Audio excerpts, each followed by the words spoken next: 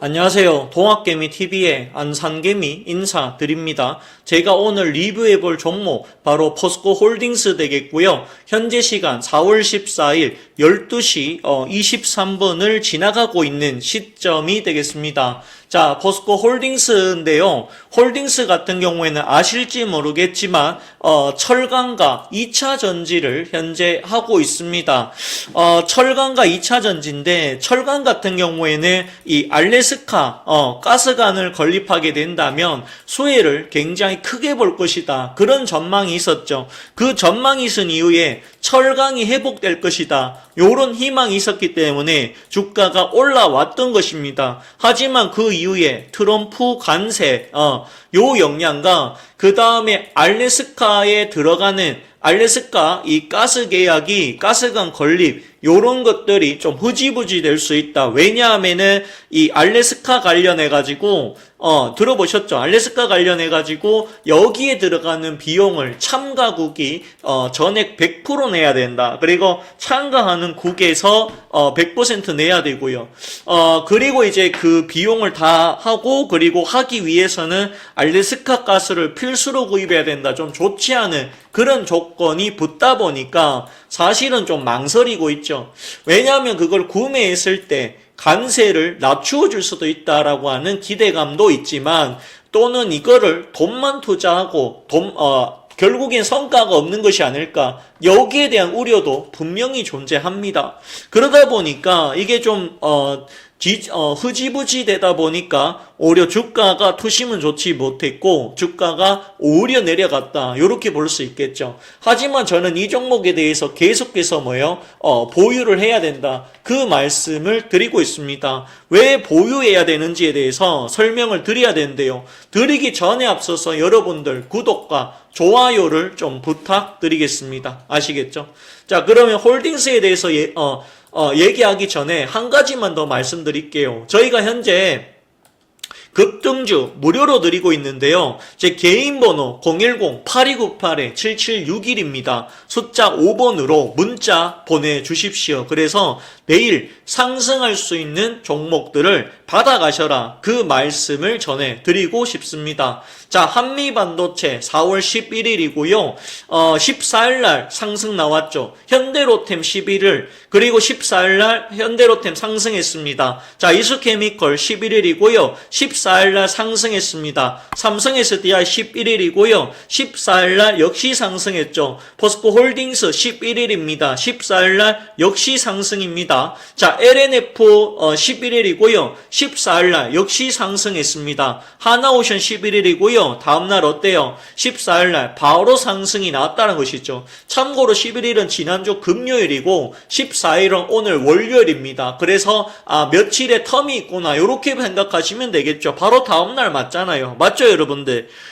그렇기 때문에 요런 추천주들 원하시는 분들은 100% 무료로 제공을 해드리니까 010-8298-7761 5번입니다. 문자 보내서요. 내일 상승할 수 있는 종목들을 받아가십시오. 무료로 해드립니다. 믿져야 본전 아니겠습니까? 100% 무료고 믿져야 본전입니다. 맞죠? 요거 받아보시고 별로다라고 하시면 안 사면 그만이다. 그렇게 말씀을 전해드립니다. 아시겠죠? 자, 그러면 홀딩스에 대해서 이야기를 해보도록 하겠습니다.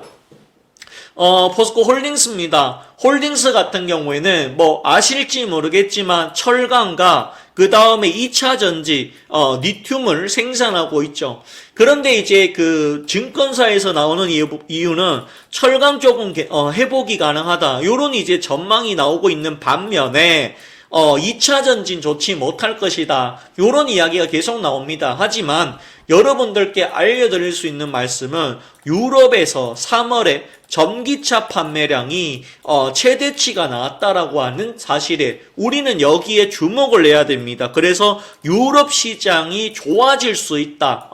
요렇게 우리는 주목을 해야 된다는 것이죠. 그렇기 때문에 유럽 시장이 전기차 시장이 회복이 된다면 포스코 홀딩스에서 만들고 있는 리튬 사업도 좋아진다. 그리고 자회사 포스코 퓨처엠도 상당히 괜찮아질 것이다. 요렇게 보실 수가 있다라는 것이죠. 하지만 우리가 생각해 봤을 때 그러면 이게 주가 회복이 가능할까? 이 생각이 아마 드실 거예요. 여기에 대해서 설명을 드려야 되는데요.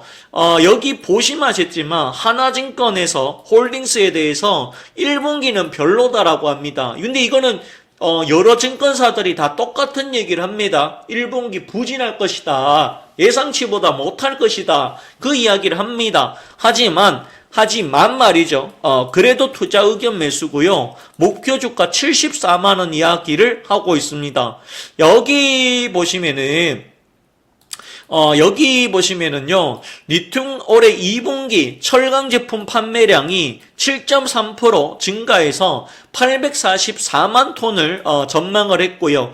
1분기 중국 철강섭 수입 가격이 톤당 102달러 수준으로 전분기와 동일한 수준을 기록, 원달러 환율 상승이 원가 상승 부담으로 작용하지만 원료탄 가격의 약세를 감안하면 2분기 포스코의 고로 원재료 투입 단가는 큰 변화가 없을 것이다. 이렇게 얘기를 합니다. 자, 탄소광 ASP 경우 후판과 연료를 중심으로 가격 상승이 예상이 됩니다. 그래서 2분기 철강 스프레드는 다시 확대된다. 이렇게 얘기를 하고 있죠. 그러니까 철강 쪽에서 수익이 증가할 것이다. 쉽게 말해서 스프레드 그렇게 얘기를 하는 겁니다.